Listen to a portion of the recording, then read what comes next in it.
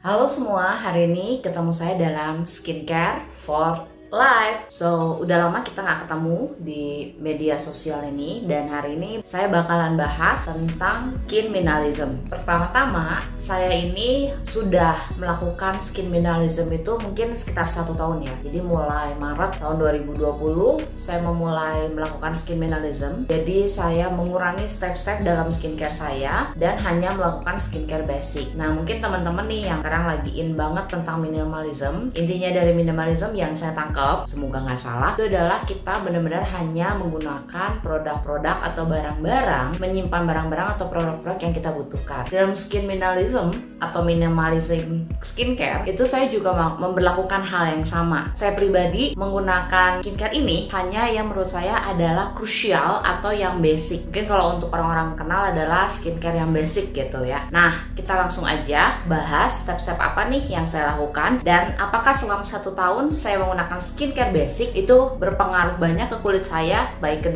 positif ataupun yang negatif. Keep on watching. Oke, jadi hari ini aku akan bahas apa aja yang aku lakukan dalam skin minimalism. Yang pertama adalah pagi hari saya menggunakan toner, dan kadang saya hanya menggunakan sunscreen. Pagi-pagi tuh kadang saya suka skip cuci muka karena saya berpikir semalam kan saya cuma pakai skincare dan kulit saya cukup bersih, jadi saya hanya basuh dengan air. Nah, harus diingat bahwa jenis kulit saya itu adalah jenis kulit kering. Jadi buat saya mengurangi menggunakan sabun itu tidak terlalu berpengaruh banyak. Tolong jangan disamaratakan dengan orang-orang yang punya masalah dengan kulit berminyak atau pori-porinya besar dan memproduksi minyaknya berlebih, atau mungkin dia dalam kondisi dehidrasi kulitnya, sehingga dia si kulitnya secara naturally dia memproduksi minyak lebih banyak untuk mengkompensasi kulit yang kering. Jadi setelah pagi-pagi biasanya saya basuh dengan air, saya keringkan, atau kadang tidak saya keringkan, saya biarkan airnya mengering sendiri, lalu saya aplikasikan. Paling sering sih saya langsung menggunakan sunscreen. Jadi saya punya kebiasaan kalau pagi itu saya punya kebiasaan untuk journaling dulu. Jadi pagi-pagi saya bangun, saya pakai sunscreen. Kemudian nanti setelah aktivitas selesai yang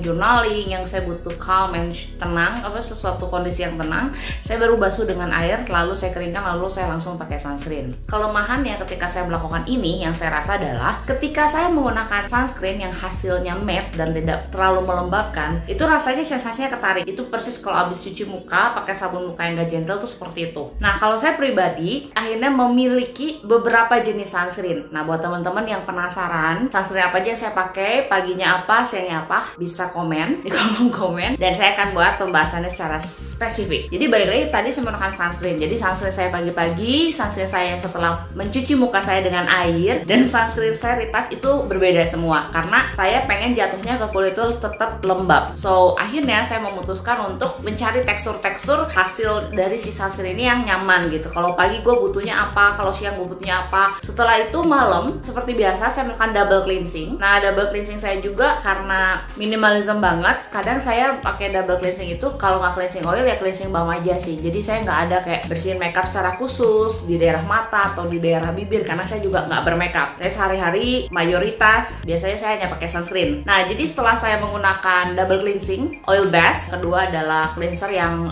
facial wash gitu ya, water based. Setelah itu saya langsung menggunakan krim malam. Sesimpel itu. Dan saya melakukan ini hampir 1 tahun. Jadi nanti saya akan cerita sedikit 2 bulan terakhir ini tuh saya melakukan sedikit perubahan di dalam rangka skincare saya. Nah, jadi krimnya itu saya biasanya cari yang ada zat aktif yang saya pengen kejar fungsinya gitu. Contohnya, jadi krim malamnya tuh suka ganti-ganti. Kadang yang ada kandungan retinolnya untuk eksfoliasi. Jadi saya tuh skip AHA BHA itu selama 1 tahun ini. Saya nggak pakai sama sekali kayaknya. Kalau saya lagi butuh untuk mencerahkan, saya biasanya pakai niacinamide yang krimnya ada niacinamide-nya. Nah, buat teman-teman yang pengen tahu nih brand apa aja atau produk apa aja yang aku pakai krim, komen di kolom komen dan aku akan coba bahas. Tapi sebenarnya aku tuh rada nggak suka nyebut brand. Kenapa? Karena aku takut orang-orang jadi ter-encourage buat pakai itu dan ternyata nggak cocok. Jadi saya pengen sekali lagi tekanin, produk yang cocok buat saya belum tentu cocok buat kamu. Krimnya, jadi karena saya tuh tidak bersahabat dengan vitamin C, saya tuh nggak pernah pakai krim yang ada kandungan vitamin C-nya. Jadi saya rata-rata krimnya untuk mencerahkan saya pakai yang ada alpha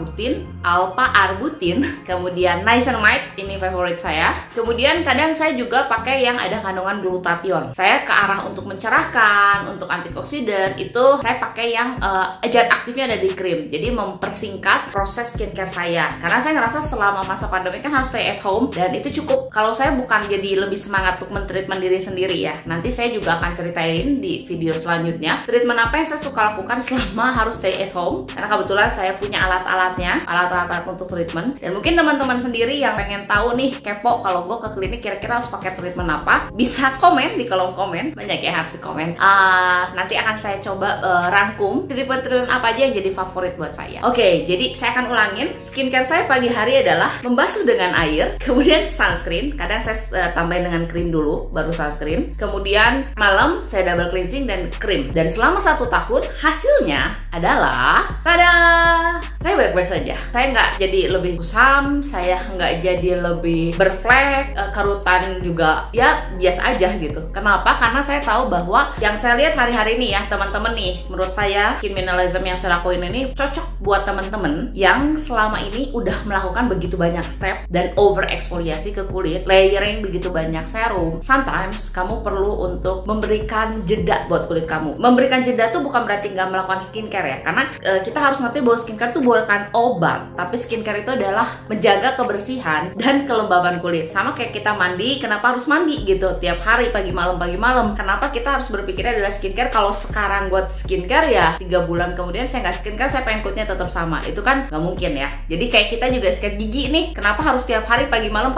Karena begitu kita skip, walaupun nggak hari besoknya sakit gigi, tapi itu kan membuat flek di kulit, kulit di gigi gitu. Itu kan nanti jadi menyebabkan masalah gitu. Jadi seperti itu. Kalau saya pribadi, skincare itu harus modest. Jadi kita nggak usah berlebihan. Tapi sebenarnya balik lagi, kalau teman-teman seneng nih pampering diri sendiri, me time, it's okay juga. Cuman maksud saya, kamu harus tahu dengan tepat takarannya. Nah, jadi yang hari ini saya bahas itu mungkin cocok buat orang yang sekarang kulitnya sedang iritasi, kulitnya sedang bermasalah, kulitnya sedang over eksfoliasi gitu. Atau misalkan teman-teman yang kayak saya sedang masa malas. Jadi saya hanya melakukan yang menurut saya yang basic. Kalau kita cuci muka ya udah pasti harus pakai pelembab, karena kamu mengambil kelembaban kulit kamu harus balikin lagi gitu. Kenapa harus pakai sunscreen? Karena kita tiap hari terekspos dengan sinar matahari, dan walaupun kamu ada di rumah, selama rumah kamu ada kaca, ada yang bisa cahaya masuk ke rumah, kamu nggak ada di dugon penjara bawah tanah, ultraviolet A itu kan tetap masuk, dan kamu tetap harus melindungi diri kamu dari sinar matahari. Oke, thank you for watching. Semoga apa yang saya sharingin hari ini bisa bantu teman-teman untuk menemukan rangkaian skincare teman-teman yang tepat. Sampai jumpa di video selanjutnya.